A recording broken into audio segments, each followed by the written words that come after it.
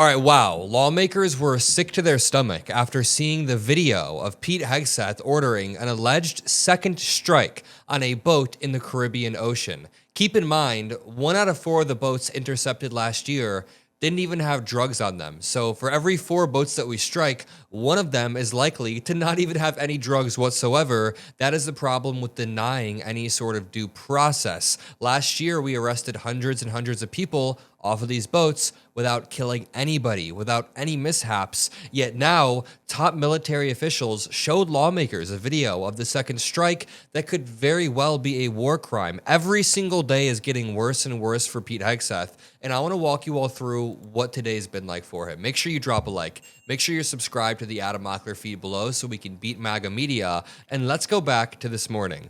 This morning, the Pentagon Inspector General just released an 84-page report on Pete Hegseth using Signal to discuss sensitive military strikes in Yemen. Remember, he accidentally invited a random reporter to the Signal group chat, and it all leaked. The report found that Hegseth's actions risked putting troops in danger. So this is how Hegseth woke up. He had his morning coffee, and he immediately had an 84-page report released about him. That's not even the worst that's happened before noon.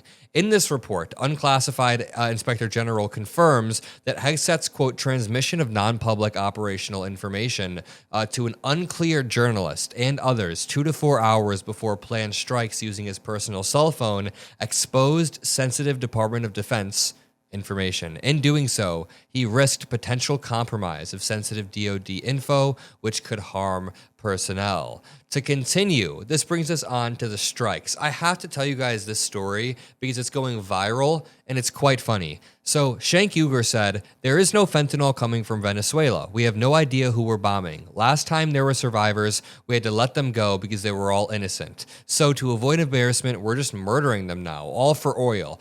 Cenk Uygur is right. He's absolutely right in this situation. He's off on the mark a lot lately, but he's right. Some guy named the Misfit Patriot said, "My brother died of a fentanyl overdose, you effing douchebag. And I don't know exactly which shithole third country it came from exactly."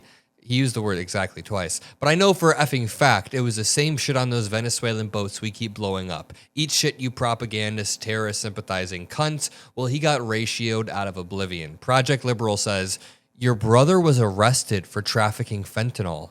Do you think the government should have drone striked him?"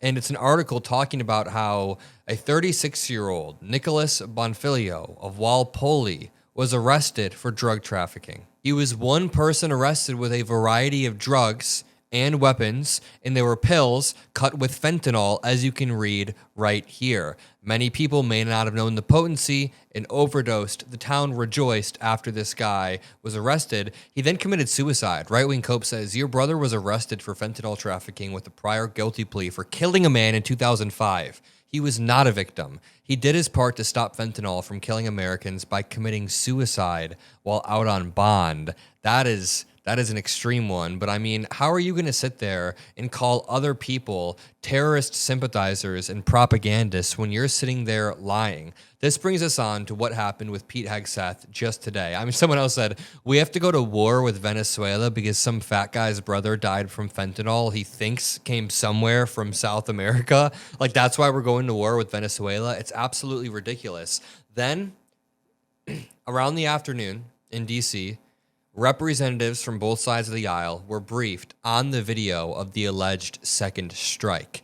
The claim here is just wild, that there was a first strike on this drug boat, and as 2 people were clinging on to a fiery shipwreck trying to survive, they were disarmed. There was no proof that they even had arms in the first place. We had no clue who these people were, what they had on their ship, but they were non-combatants, basically shipwrecked, trying to cling on for life, and a second strike went in and killed them. Listen, I want to minimize drug trafficking into the United States just as much as the next guy, but the facts show that since 2024, over 400 drug boats have been intercepted in the Caribbean Sea with no violence. We haven't killed anybody. They haven't killed anybody. It has had no violence, and we're able to arrest these people and have due process like a normal civilized society. When you begin to erode due process by arbitrarily calling some people terrorists, we'll get into that in 1 second, but just read this. Representative Jim Himes, after being briefed on the September 2nd boat strike by Admiral Bradley, quote, What I saw in that room was one of the most troubling things I've seen in my time in public service.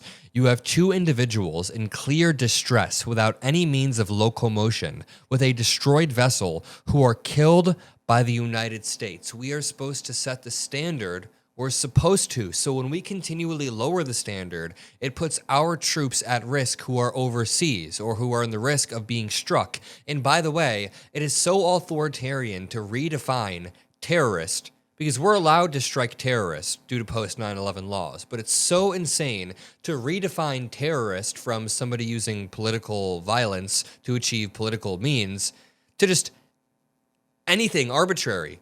The Trump admin is using terrorist as a label that they place on people that they just want to kill. So they're calling drug traffickers who are bad people, but if they are drug traffickers, then that's not a political, like what's the political end goal there? They're not using violence. They're just doing a business deal in their minds that is very, very messed up, of course, and should be stopped, but not through illegal means, like striking them.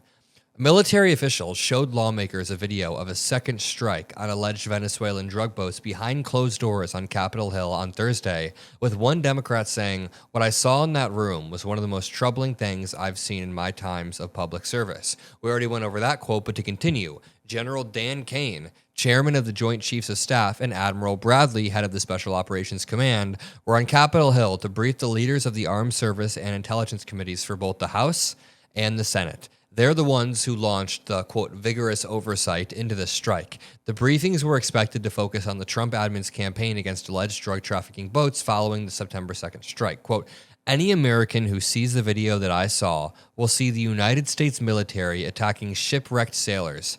Bad guys, but attacking shipwrecked sailors." And yes, two things can be true at once. So nobody is for drug trafficking, but also there needs to be some standard, because once you erode the standard, that doesn't bode well for us, for our armed forces overseas.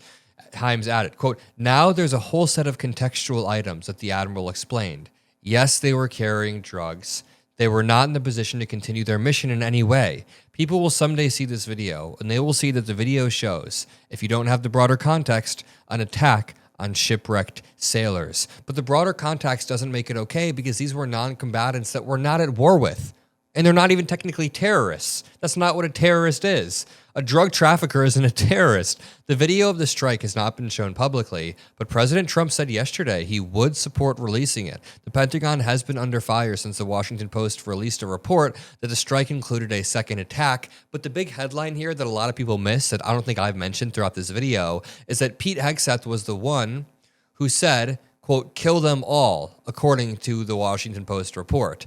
Himes said Bradley told lawmakers that didn't exist, but the initial report quoted an anonymous source, I believe multiple anonymous source, that said Hegseth said that verbatim.